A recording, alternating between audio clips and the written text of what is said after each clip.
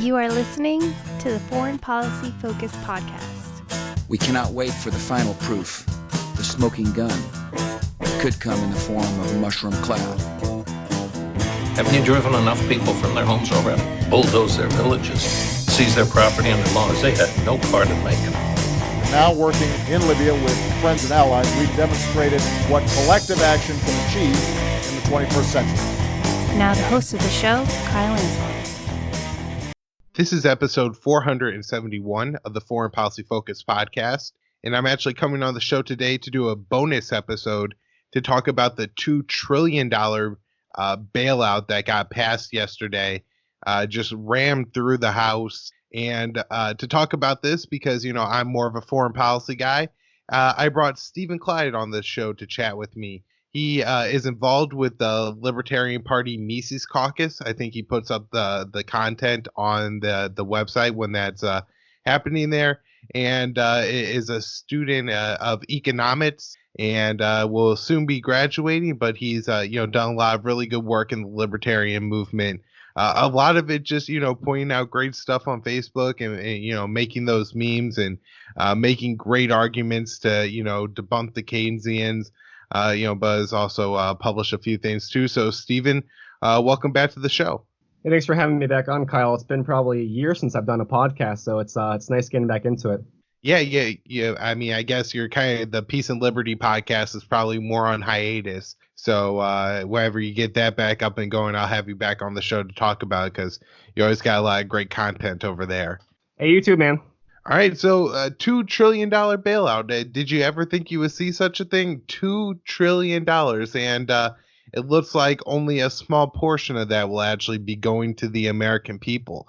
So maybe, I don't know if you want to start off here. Did you notice Tom Massey's reaction to all of this and his inability to force a vote? It's interesting that, we commit to spending $2 trillion here. And it really doesn't seem like there was all that much opposition to it. For the most, I saw AOC going on an absolute rant. I was able to listen to about 5 seconds of it and, turned it off. But she was very, just obviously visually, she was emotionally angry about what was going on here.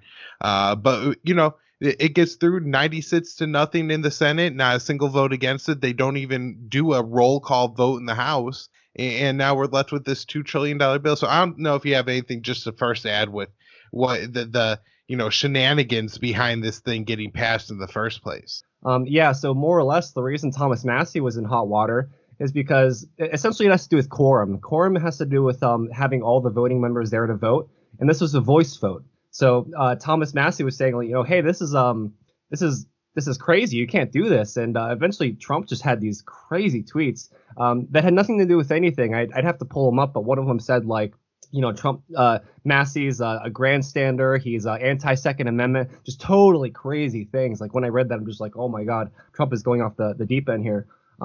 But yeah, there's just so much pork in the bill. And that was kind of supposed to be the point of it, is that this is a crisis. And this is the chance for Leviathan to grow. So I think the first thing I would just mention is, if nobody's read this book, go read Crisis in Leviathan by Robert Higgs. That was one of the best books ever written on libertarianism. If you listen to Ralph Raico or Murray Rothbard, this is the book.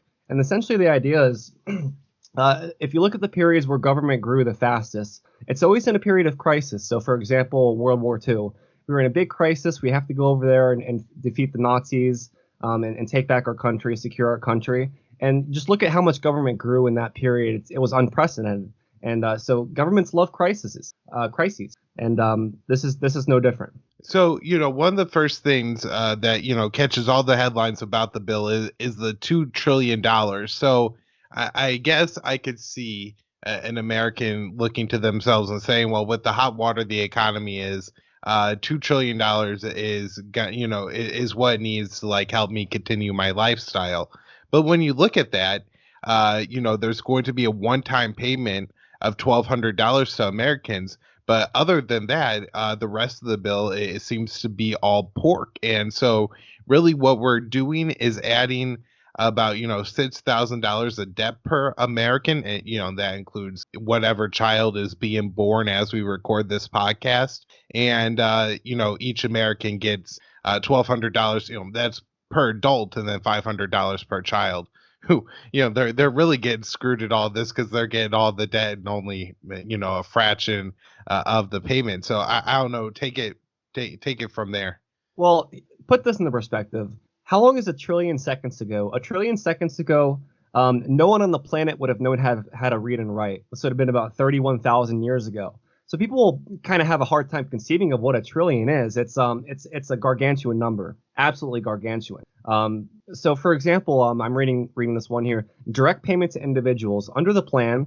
Single Americans would receive $1,200. Married couples would receive $2,400, and parents would receive $500 for each child under 18. Now, kind of just like what you mentioned, imagine being given a loan for $1,200 and you have to pay back $6,000 on the loan. I mean, almost nobody would take that loan unless you were dying. And this has been a amazing strategy they've been using, and nobody really thinks about this stuff.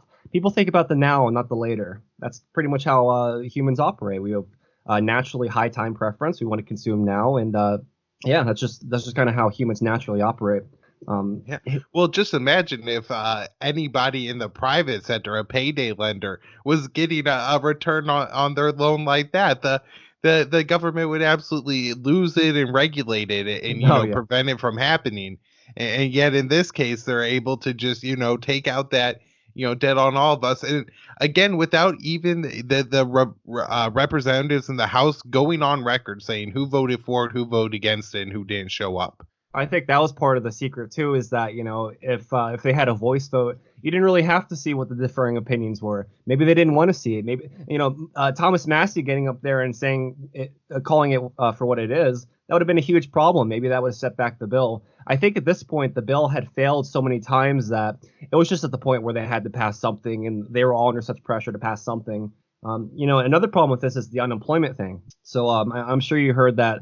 I forget how many millions of people applied for unemployment in the past few days. 3.3 million in a week. Yeah, unprecedented. So another part of the bill would be that the federal government would give jobless workers an extra $600 a week for 4 months. Now, this probably wouldn't affect everybody, but you can imagine that if you're making $600 a week and now you're getting $900 in benefits, why go back to work? The first thing you're going to do is go apply for unemployment because you're getting $300 to do nothing. That is unsustainable. Absolutely. Right. So, that does create a problem here where if the coronavirus is something that doesn't end up, shutting down the American economy through September, this bill could have lingering effects as people are, maybe more reluctant to go back to work. If you're making as much as you would working, well, then hell, take the summer off. Especially since I'm guessing a lot of the people that are laid off here are kind of in service sector jobs. So maybe they'll have the ability to work under the table. And, I have no opposition to that whatsoever. But it could, create some definitely ripples in the economy to come that are completely unforeseen. I guess, Kyle, I think we're in for some very, very hard times. And I think we've been on our high horse for so long that so many people, they just do not want to believe this. Look, my life's been perfect. I have food in the fridge. Everything's fine. There's no way my standard of life is ever going to go down from here. I'm an American. Americans live good lives. And, most people are living in that fairy tale world. And I don't blame them because, I don't want to believe any of this stuff either. It's just when I look at the numbers day to day, I'm like, wow, look at all these service industry jobs that are being where people are unemployed right now. What if those businesses just go under? Half the part is just people going on unemployment. The other half is what if restaurants never reopen? And what about all these other industries that may never reopen? Bob Hicks posted on Facebook the other day. He made a good point. He said, look, most small businesses cannot survive for more than a month without being open. And more specifically, without bringing in revenue for an entire month. It's not going to happen. Most people have no idea how razor thin the margins are for many businesses, like grocery stores, for instance. The profit margins are razor thin. Most people think they're making bank, but they're really not. If things shut off for a long time, everything's going to go down. And I'm just thinking about like long term, like what happens if the operators of shipping containers, what if they get quarantined? What if people who are operating trucks or flying planes that deliver goods, what if they get quarantined? I mean, everything literally stops. related to China.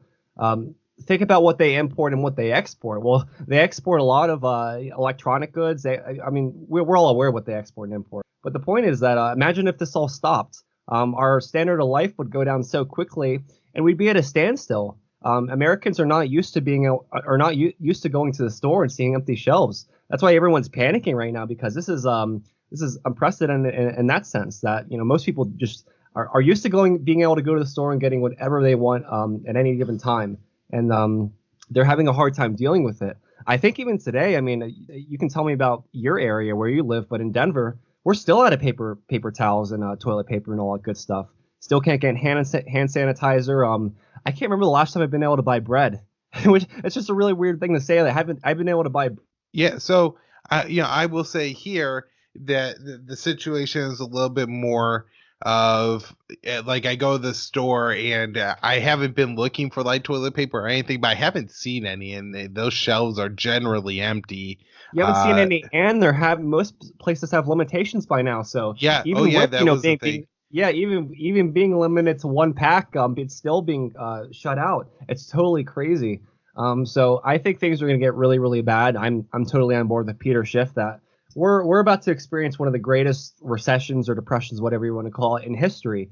And it was only a matter of time. I also agree with Peter Schiff that this virus is really just a pin that popped the bubble. But we've been in a bubble for so long, it would have been anything going forward that would have popped this bubble. All right, so I do want to ask you, another question about that, because, in one sense, I can see the situation where, the fundamentals and what I know about Austrian economics tells me that, a massive correction needs to happen in the U.S. economy because of all the, what we have now, zombie corporations and just bad businesses and all these businesses that have been propped up and are unsustainable by the U.S. government. And so that correction needs to happen. But, we're talking here, they're pouring $2 trillion into the economy. Is there no chance whatsoever that doesn't just happen to catch it and the bubble goes on? I'm not necessarily saying that, we're not due for that. I'm just wondering if there's any way that, a Fed that's at this point, it seems like just taking, open direction from Donald Trump, especially now that the coronavirus crisis is happening. It seems like that's enough that nobody's even bothering to question about, what the big concern that they used to have about the independence of the Fed. But could we, see this go on for another few months? Or are you saying that it's like, within the next month or two? Well, that's the thing. It's like, that's the terrible part is, it could potentially go on for a long time. It's just eventually it has to collapse. So let me just give you an example, kind of show you what I'm talking about. So if you look at gold, the price of gold on March 6th was $1,674. That actually crashed by March 19th to $1,471, and now we're back up. Same thing happened with Bitcoin. And what people got to understand is it's not Bitcoin or gold crashing. It's that people need cash on hand. So when you hear the term liquidation, that's all liquidation means. It just means to turn into cash. That's essentially what the federal government's doing in the Federal Reserve, is they're injecting liquidity into the market. So here's the problem I have with that. When you inject liquidity into the market, how do people get that cash on hand? They actually are printing that money. And if another thing is the Federal Reserve lending requirements. I think the reserve ratio is down to 0 now. I think they don't have any requirements. So they're able to lend out as much money as they want.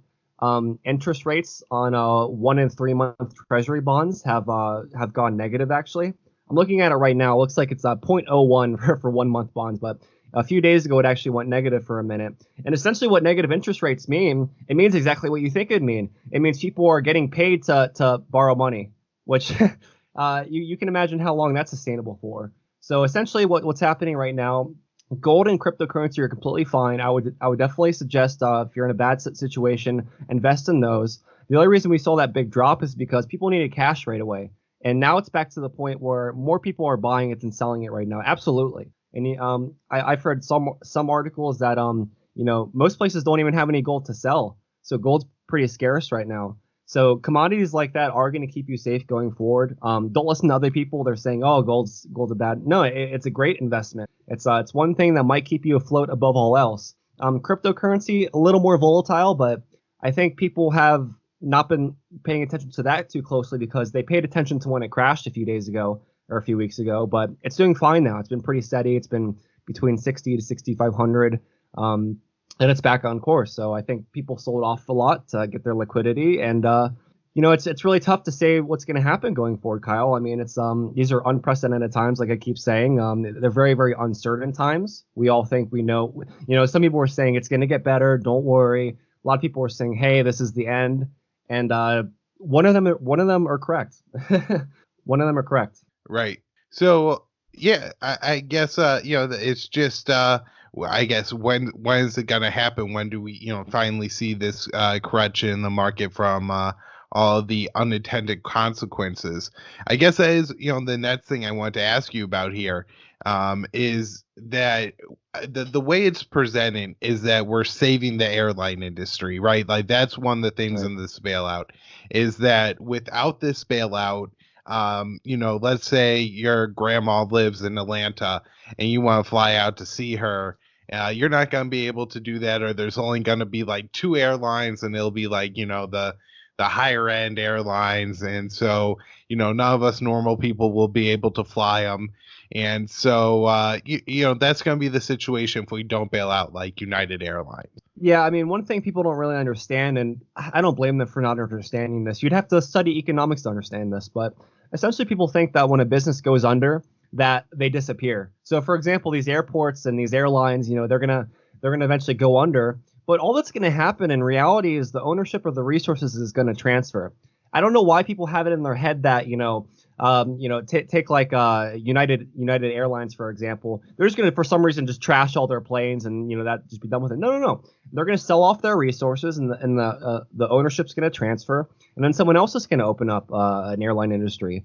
So if anything, it could be for the best. I understand why people just have this very narrow view that, okay, business down, we have to prop them back up. And it's just simply not the case. Airlines have a whole history in itself. If you ever go read Murray Rothbard, he has a lot to say about, that period of airline deregulation. And, Murray's just calling it out saying, no, this really wasn't. And I forget what book he wrote that in. And I want to say Making Economic Sense. I think he talked about that in one of the articles. But yeah, I think for the most part, businesses are going to go down, and the resources are going to transfer ownership, and that's what happens all the time. But people have a hard time conceiving of that. They just think we're down, so you got to bring them back up, or they're going to disappear. It's not the case. Right. Well, and it seems now I kind of realized this the last time around.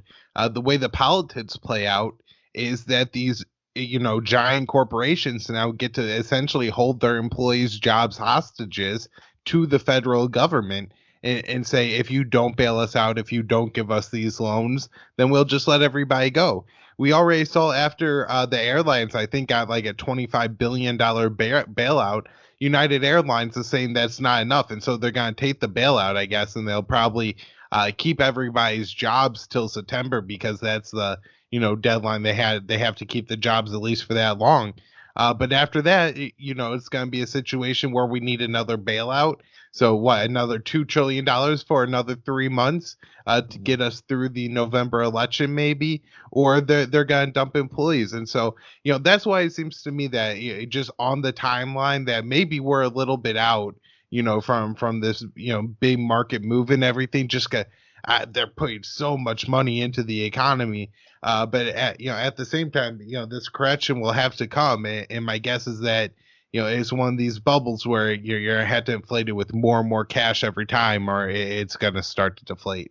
Yeah, and this all kind of ties together. So another thing that's good to understand about the market and corrections and Austrian business cycle theory, the basic idea is that when you have an artificially low interest rate, and not just a regular interest rate that's reflective of time preference and what's going on in the economy, when you have an artificially low interest rate, it induces people to invest at times when otherwise they wouldn't have invested. So what you start to get is what Hayek would have called a cluster of errors. You get all these different malinvestments, and the only way to clear out those malinvestments is through a recession. So you can understand why people hate the Austrian business cycle theory, because it calls for recessions. And it says the only way to fix this is to get all those malinvestments out of the economy and to get those resources transferred. So you can see how all that kind of comes together.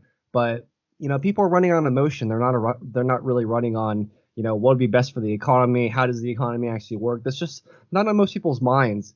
But yeah, another reason Peter Schiff gets so much backlash is because like, oh, okay, if you predict it 20 times and it eventually happens, yeah, you're eventually right. Well, no, they're acting like Peter's like one of those pastors who say they know the end of the world and they calculated it. No, Peter's just saying that, look, this is going to happen. I'm not saying it's going to happen tomorrow or next week or next year, but it's going to happen. And when it does, these are going to be the effects. And that's why Peter has been such a sober voice in this, because if you can understand that he's not calling for the end of the world, he's just saying, look, this is completely unsustainable. When this crash happens, it's going to happen way worse than 2008. That's going to be the reality of it. And people are going to wake up to that. And everybody has a finger to blame. Everybody's blaming Trump because, personally, you can blame Trump for a lot of things. I do not think it's Trump's fault that the virus got spread. But there are some people who are saying it's Trump's fault that he didn't react quick enough. But I mean, come on, look at all the other politicians that were just as wary of all the things that were going on. Were they calling for big action? Maybe not. We could probably catch them in instances where they weren't doing too much. So everybody's looking for a finger to blame, and it's a very, very stressful time. It's a very, very uncertain time. People have no idea what's going to happen 2 weeks from now. It's really like this is like the 2 week period right now where, I think in 2 weeks we'll have a much better idea of what's going to play out. But right now it's just, man, what the hell is going to happen? How are these businesses going to survive? Another thing we could talk about is landlords and rent, because I'm sure you've heard a lot of stories lately about. Oh my God, I read this one story recently about this landlord who owns about 32 apartments, and all their tenants got together and signed a letter saying they're not paying rent for the month of April. Now, man, that must be a terrible situation, because essentially the landlord was saying, look, this is all my income right here. If they don't pay next month, I'm going to be the one that goes under. So I actually don't know how they're going to play out that situation. I mean, do they offer reduced rent? Do they try to cut off people's utilities? I don't know how you would respond to that. I read another story the other day about a landlord, God bless him. He tried to collect overdue rent and got beat up and set on fire and died. So these are just terrible situations, and it's very, very real. A lot of debt collectors say, like, you're in credit card debt. Those debt collectors are going to be after you right now because they need that money right now. They're not in any position to keep giving you a break. So people are going to be hounded by the debt that's been collecting over time. It's just so right. crazy. And it seems to be that people are sometimes confused about who landlords are. And this seems to be a particular flaw of people who really like Marx, is they think a landlord is, so the monopoly man sitting there counting his gold coins, where I've had several landlords now, and I believe every landlord that I've had has owned less than like 5 other units, and are just generally people who probably don't have a capital wealth of over $1 million. Oh, they're not rich. They're not rich. You know what I mean? Yeah, right. So if I stop paying my rent right now, my guess is that it would really hurt my landlord in his ability to support his family and also like maintain payments on whatever he has going on in his life, and so that's what and now I get that, like, there are also landlords who own a high rise in Manhattan, and that landlord is like a conglomeration of Baines who own some faceless company and everything, but a lot of landlords are not those people. No, I mean, most of them aren't rich at all, and just it goes back to the seen and unseen thing with Basquiat, that the seen is that you pay rent money and you assume all that rent money goes into the landlord's pocket. The unseen is all the repairs they're doing on the building and just things on the outside. Like, if you really thought back and like, okay, I remember my landlord was redoing the garden out front. The landlord redid the doors, redid the mailboxes, put in new carpet, put in new lights, just all these little things that you don't really think about. And if you ever, as a tenant, have a problem, then you're supposed to be able to call your landlord and they'll come in and fix it. If your refrigerator breaks, they'll fix that. If your sink breaks, they'll fix that. And people do have a lot of problems with that. So it's not just your $1,200 rent is going right into the landlord's pocket. Probably a small portion of that is in reality. So no, most landlords are not rich. Most landlords, like you said, own very few properties. Like my landlord probably owns like this one building with 12 apartments, and that's it. There are some big shot landlords who Well, we could discuss that at a different time, but you get the picture that most landlords are just trying to get by like everyone else. But there's this warped perception of a lot of different people in the economy, and that they're evil and they're there to break you down and stuff like that. It's well, what can you say? Another thing in this bill is some student loan forgiveness, or I guess a delay in payments. All the way through the end of September, I believe. And Right. so I guess, me and you, this is a little bit direct. I have student loans. My assumption is, I don't know your personal life, but that you being a student about to finish up school, you probably have some student loans. Oh, I probably racked up about 30 to 45,000 in about a year and a half. And I'll be honest, I go to a third tier university. It's just the university nearby, and I got accepted into it, so I went there. But I have a lot of student loan debt right now.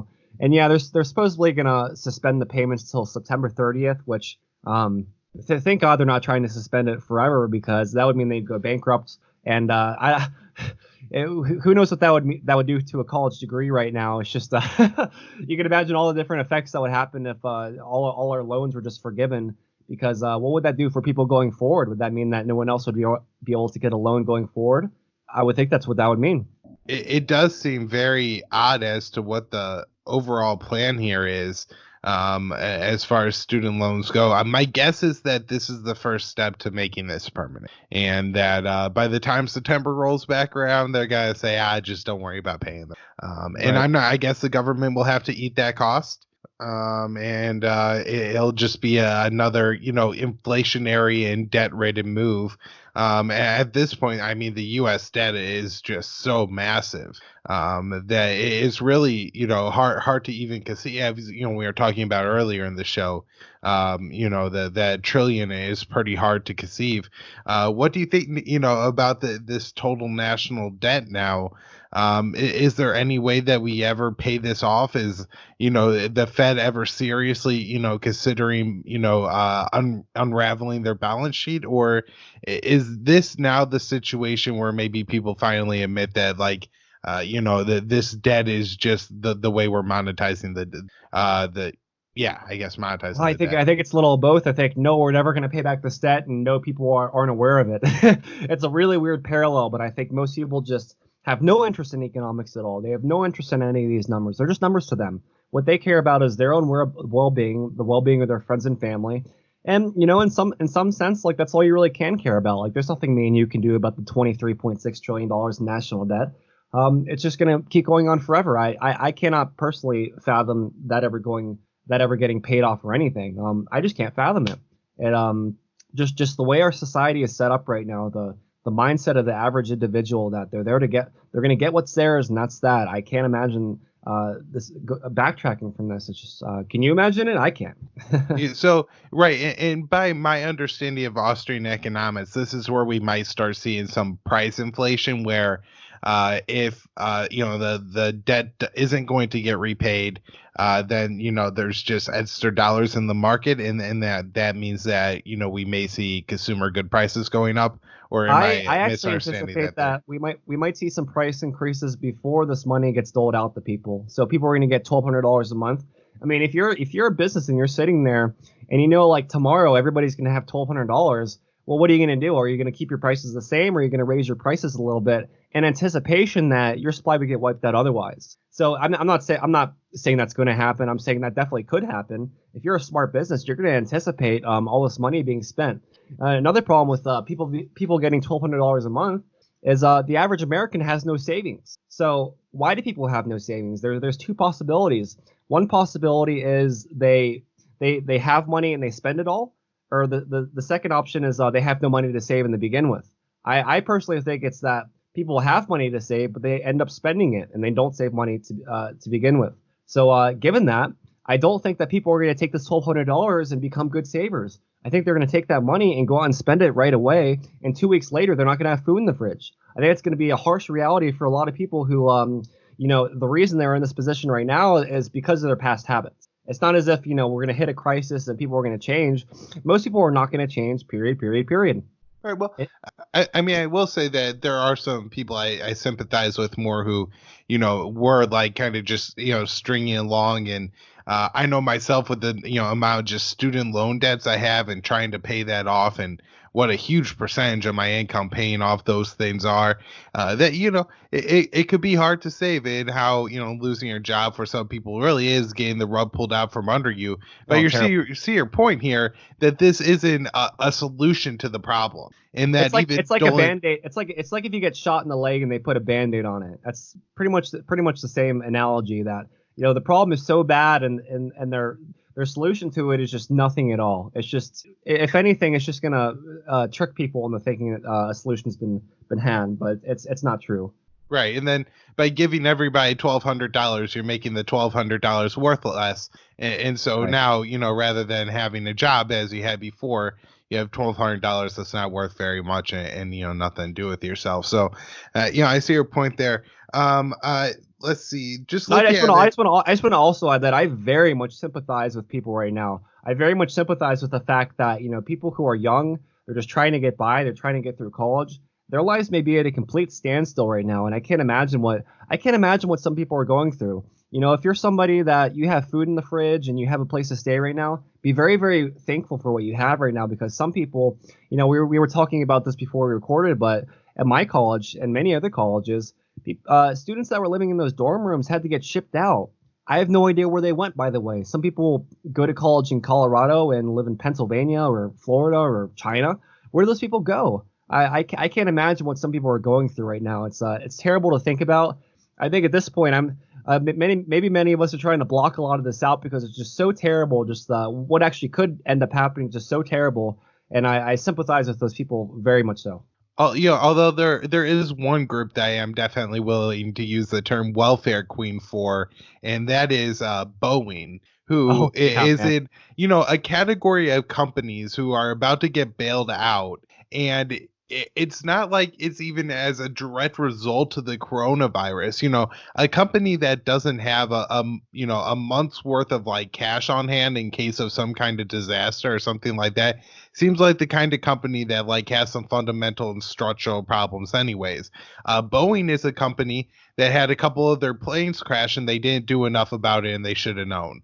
And so, that's the reason that Boeing is struggling. It's not just because, of the coronavirus situation.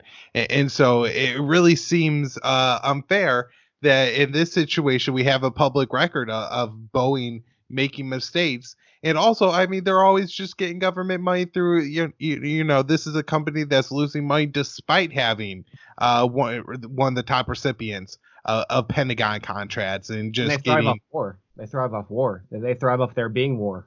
Right. The U.S. government's building the F-35, but they're also like, oh, we're going to buy some F-15s from Boeing anyways, because I guess Boeing needed, some more. So, just needed to make some more planes. And, even if those planes are never used for war and just sit around and conduct war games all day and hopefully just, don't fall apart on a pilot and kill him, then it's just a huge amount of waste in the economy. And I don't know, maybe just a little bit about that these corporations don't deserve being bailed out. No, you're absolutely right. And, I think we were talking about this before we started recording that. Sad to say, one of the Democrats' biggest complaints is that this bill amounts to big bailouts for corporations. That's absolutely correct. I mean, you can just look at the bill. I mean, that's absolutely correct. It's unfortunate that they're correct about that, but yeah, a lot of it is just bailouts for corporations. I know one of the So one of the parts of the bill was basically that Trump's businesses couldn't get bailouts, which maybe for the best, but you can kind of see how all these political qualms are going on in the midst of all this, and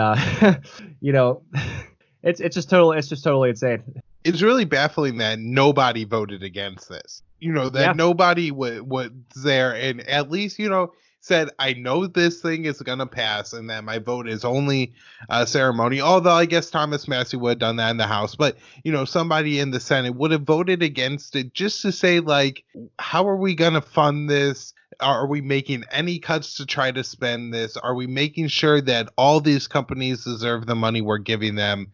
I think the answer is clearly no. The last question I had on my list for you is that I'm seeing some people say, well, the TARP bailouts were really successful, and that's why they're doing this, and they did it right. That they were able to put something together really quick like this, and everybody vote on it's going to be a really great thing for the American people because the TARP bailouts are really great for the American people. Yeah, it's a good question. One theory that Peter Schiff has, he basically argues that first, we're going to see the stock market crash and a lot crash. He anticipates that the housing market's going to crash after that. Very possible, very possible. So for anyone who doesn't know, the TARP is the Troubled Asset Relief Program, and they basically just buy up toxic assets and equity from financial institutions. So this has a lot to do with the housing market.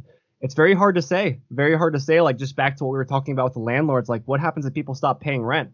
Well, some pissed off landlords might go to great lengths to try to get you out of there or make your life miserable, and some landlords just might take the hit and just say, look, there's something I can do. But yeah, think about what that does to the housing market. It completely screws it up. I have no idea what's going to come of that, but it's very likely that the housing market's going to be hit now.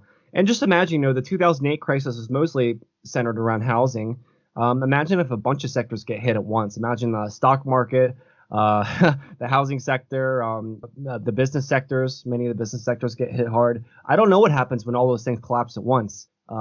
I have absolutely no idea. Just panic, chaos. Yeah. So I wish we had better news for the people. I wish there was better things to say, but it's a pretty tough scenario right now, and a lot of uncertainty right now. I'm talking out of my ass for a lot of things. Like I have no idea what's going to happen. I can just look at the past and look at what's going on right now and say, hey, if that happens, then that will probably happen. But we have no idea. We have no idea what's going to come of any of this. It's a very, very uncertain time, and I'm praying for everybody that they have enough food in the fridge, that they have some options. That I'd also suggest, if you don't, just make sure you're on good terms with family and friends, because you might need them more now than ever if you go through an impossible time. Yeah, well, do you have anything else on the bailout bill that you want to talk about? Anything that you think's really important that people should know, or is it pretty much just easy enough to say that this is really a bailout of the corporations? The American people are getting a token $1,200 to appease them and just basically keep them content as they redistribute more of our money to the wealthy and the politically connected.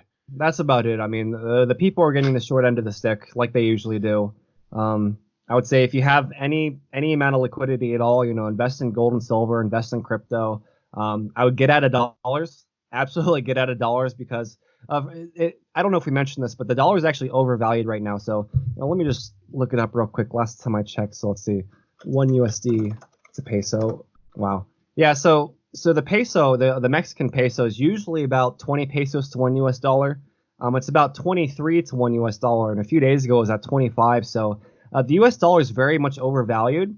But if it ever comes to the point that the U.S. isn't the world's reserve currency anymore, it's going to be the collapse of almost everything we know, because we rely on that fact so much alone that we're the world's reserve currency.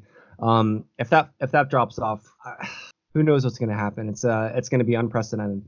Yeah, I mean that's a great point. That a lot of it, I guess, just depends on how people are decide to react to this whole thing. Right. As you said before, not a whole lot of people actually understand monetary policy, and a lot of the people that do are incentivized to pretend like the reality is something other than it is, because the reality doesn't look very good for their pocketbooks. Oh, and yeah. So maybe we could come back in about 2 weeks and just touch base, because really we're all just speculating right now. But I think in about 2 or 3 weeks we'll have a much better idea of what's gonna